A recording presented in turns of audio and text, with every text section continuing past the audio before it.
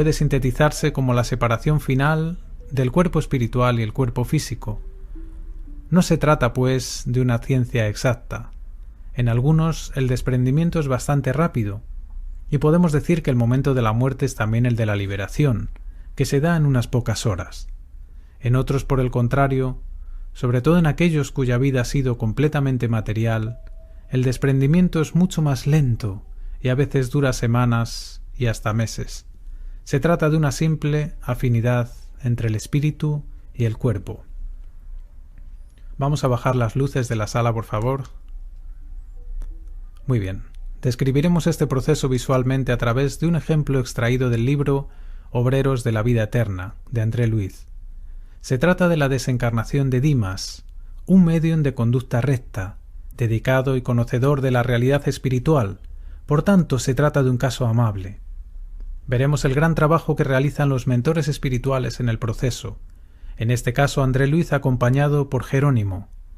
Para clarificar la exposición, en algunos momentos del proceso lo acompañaremos con testimonios recogidos en el libro Volví, del espíritu Jacobo, por la psicografía del mismo médium, Francisco Cándido Xavier. Comenzamos con una escena muy típica, observando a la esposa del médium, emitiendo fuerzas de retención amorosa, prendiendo al moribundo en un vasto enmarañado de hilos grises, dando la impresión de ser un pez encarcelado en una red caprichosa, obstaculizando así el proceso de desencarnación. Esas fuerzas infunden vida aparente a los centros de energía vital que ya se encuentran en un adelantado proceso de desintegración.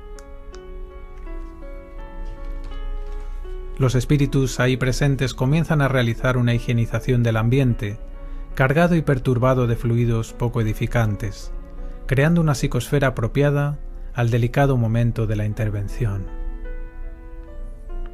Los mentores realizan un pase magnético a la esposa y van desintegrando poco a poco los fluidos nocivos, deleterios, que han estado reteniendo a Dimas y que dificultan el trabajo a realizar. El moribundo se encuentra ya en dolorosas condiciones, plenamente desorganizado, con síntomas de gangrena en todo el organismo. Ya comienza la movilización de la fauna microscópica, la llamada histólisis orgánica. Corpúsculos de las más variadas especies nadan en los líquidos acumulados en el vientre. El corazón trabaja con dificultad. En fin, el debilitamiento biológico alcanza su auge.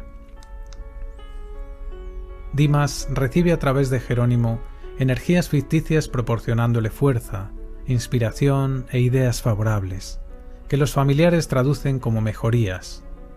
El médico renovó las indicaciones, inyectó los anestésicos y recomendó a la familia que dejasen al enfermo en absoluto reposo. Dimas acusaba mejorías sorprendentes. Era razonable, por lo tanto, que la habitación fuese dejada en silencio para que tuviese un sueño reparador. El cuarto quedó solitario, facilitando el servicio.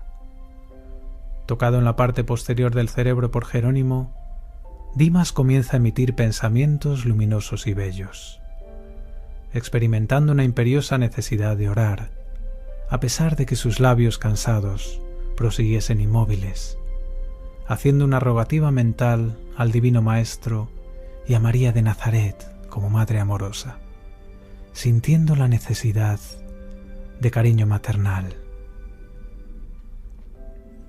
Su rogativa mental hizo traer a su madre, que lo viene a auxiliar en el trance definitivo hacia el mundo espiritual, experimentando un bienestar que le hace olvidar amarguras, sintiéndose amparado como un niño semi-inconsciente, casi feliz. El asistente Jerónimo aplica pases longitudinales a Dimas para comenzar el desligamiento de su cuerpo material, con la presencia de André Luiz y de la amorosa madre, que son un apoyo vibratorio importante también para el trabajo. En primer lugar, insensibilizó enteramente el nervio vago para facilitar el desligamiento de las vísceras. Al seguir utilizando pases longitudinales aisló todo el sistema nervioso simpático, neutralizando más tarde las fibras inhibidoras del cerebro.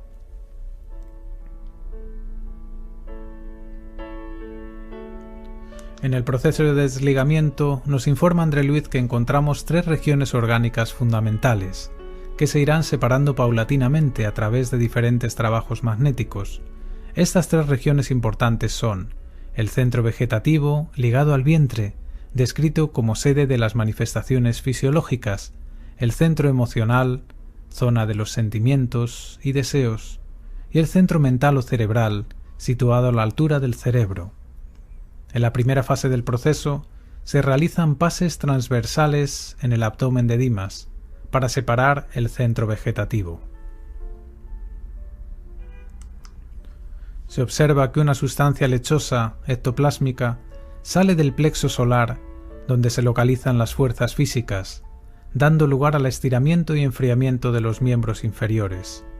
Recordemos que, como hemos indicado antes, este fluido vital se vincula al doble etérico. En la segunda fase del proceso se dan pases rotativos concentrados en el tórax para desligar el centro emocional. Operando sobre determinado punto del corazón, que pasa a funcionar como una bomba mecánica sin regulación, se procede a este desligamiento. Una nueva porción de sustancia ectoplásmica se desprende del cuerpo, del epigastrio a la garganta. Todos los músculos trabajan fuertemente contra la partida del alma, oponiéndose a la liberación, en un esfuerzo desesperado, ocasionando angustias y aflicción al paciente. Se produce entonces la fuga del pulso, y el paciente entra en coma. Pasamos a la tercera fase. Tras un breve tiempo de descanso se vuelve a intervenir en el cerebro. Es la última etapa, concentrando todo su potencial de energía en la fosa romboidal. Trabajando sobre el centro mental, Jerónimo quebró alguna cosa que André Luiz no pudo percibir con detalle, y una brillante llama violeto-dorada se desligó de la región craneana. En el libro Volví nos clarifican este paso, describiendo: las manos espirituales del que me daba los pases se concentraban ahora en el cerebro. Demoraron su acción por casi 2 horas en torno a la cabeza. Me volvió a dominar una suave sensación de bienestar, y de pronto sentí una conmoción indescriptible en la parte posterior del cráneo. No se trataba de un golpe, se asemejaba a un choque eléctrico de vastas proporciones, en lo íntimo de la sustancia cerebral. Aquellas amorosas manos ciertamente habían roto algún lazo que me retenía unido al cuerpo material.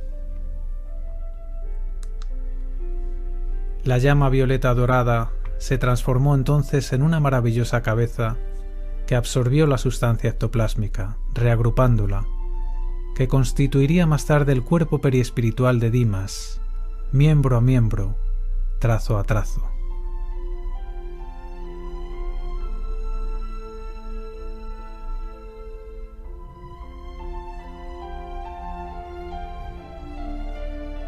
André Luiz, en el libro Evolución en 2 mundos, define este paso como histogénesis espiritual, donde van readaptándose los órganos y los medios necesarios a su nuevo campo de acción.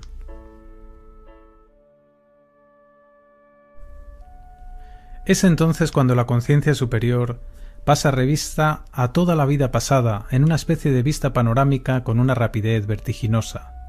Nuevamente acudimos al testimonio del hermano Jacobo, describiéndonos este momento de esta manera: me vi de repente ante todo lo que yo había soñado, estructurado y realizado durante mi vida, tanto las insignificantes ideas que había emitido como los actos que había realizado, por mínimos que fueran, desfilaban absolutamente precisos ante mis ojos afligidos, como si me fuesen revelados de golpe por un extraño poder, por medio de una cámara ultrarrápida instalada dentro de mí mismo. Se me transformaba el pensamiento en un film cinematográfico en forma misteriosa, desdoblándose con espantosa elasticidad para su creador asombrado, que era yo mismo. Este hecho lo encontramos en cientos de testimonios de experiencias cercanas a la muerte, de encarnados salidos ilesos de grandes peligros, como accidentes o suicidios frustrados, que relatan este fenómeno de revisión de sus propias experiencias. Vemos a Dimas desencarnado situado al lado de Dimas cadáver, apenas ligado al cuerpo a través de un leve cordón plateado, semejante a un sutil cable entre el cerebro del cuerpo físico y el cerebro del periespíritu. Podríamos describirlo como un hilo de fuerzas vivas, semejante al cordón umbilical que liga al recién nacido al seno femenino. Para los encarnados, Dimas había muerto por completo. Los mentores estiman que el tiempo que ha de pasar para el desligamiento completo de este cordón de plata varía según las necesidades del difunto, que estarán vinculadas a su preparación para un desenlace más o menos rápido. En el caso de Dimas, deciden esperar un día. El apéndice plateado es una especie de arteria fluídica, sustentando el flujo y reflujo de los principios vitales en readaptación. Una vez retirada esta última vía de intercambio, el cadáver muestra señales de inmediato de avanzada descomposición. Por otra parte, Dimas libre, es decir, Dimas espíritu, despertaba la vida espiritual, nuestra verdadera casa, de donde venimos y hacia donde todos regresaremos, para constatar una vez más que la vida continúa, que somos espíritus inmortales evolucionando sin cesar. En el libro de los espíritus, en el capítulo 3 del libro segundo, encontramos de la pregunta 149 a la 165 esclarecimientos al respecto del regreso a la vida espiritual que estamos estudiando. En los velatorios, normalmente los encarnados son aún muy ignorantes para el trato con la muerte. Suelen emitir pensamientos y comentarios que pueden afectar el equilibrio vibratorio del recién desencarnado, normalmente no liberado aún de los últimos residuos que aún le unen a la materia densa. Se recomienda, dentro del lógico dolor por la pérdida temporal del ser querido, emitir pensamientos elevados y reconfortantes, oraciones de auxilio y vibraciones fraternales. Para los mentores el trabajo continúa, ya que es necesaria la protección del difunto frente a los encarnados y también de los desencarnados menos esclarecidos. Como podemos leer en el capítulo 15 del libro Obreros de la Vida Eterna, en los cementerios acostumbran a reunirse grupos espirituales de malhechores, atacando las vísceras cadavéricas para aprovechar los residuos vitales. En otro ejemplo del capítulo 10 del libro En las fronteras de la locura, de Manuel Filomeno de Miranda, psicografiado por Divaldo, el espíritu de una abuela preocupada por la desencarnación de su nieto expresa: «Ahora temo que el chico caiga en manos de los hermanos infelices, vampiros de las últimas energías orgánicas que se preparan para asaltarlo». En ocasiones, cuando la persona ha vivido solamente pendiente de lo material, gozando hasta la saciedad de los vicios de la vida física, sin ninguna preparación de orden moral, o dando un excesivo culto al cuerpo, suele quedar ligada a sus restos, sufriendo la desintegración del cuerpo físico con terribles tormentos, conservando la impresión de estar unida a la materia putrefacta. En fin, la providencia nos brinda siempre la lección necesaria. Ineludiblemente recogemos la obligatoria cosecha de nuestra siembra libre. Los mentores comentan que en innumerables casos los recién desencarnados son conducidos a las playas. Las vibraciones marítimas son portadoras de gran beneficio para el reajuste general y el restablecimiento de las energías del periespíritu, como también suele ser necesario inducir al recién llegado a un sueño reparador.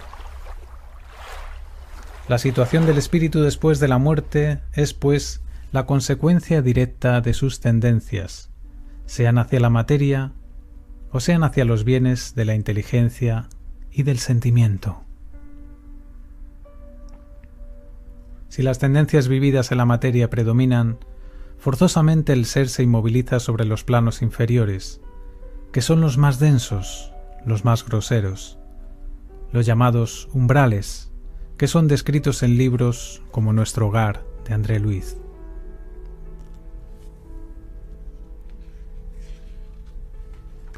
Si se alimenta de pensamientos bellos y puros, se eleva hacia las más altas esferas en relación con la naturaleza misma de sus pensamientos. Como decía el gran sabio Swedenborg, « el cielo está donde el hombre ha colocado su corazón». Sin embargo, la comprensión no es inmediata, ni la transición instantánea. Si el ojo humano no puede pasar bruscamente de la oscuridad a una intensa luz, igual le sucede al alma. La muerte nos hace entrar en un estado transitorio, el estado de turbación, que se prolonga más o menos según la circunstancia y el estado de cada espíritu. Libre del fardo material que le oprimía, el espíritu se halla aún envuelto en la red de sus pensamientos e imágenes, sensaciones, pasiones, emociones, generadas por él mismo en el transcurso de su vida terrestre.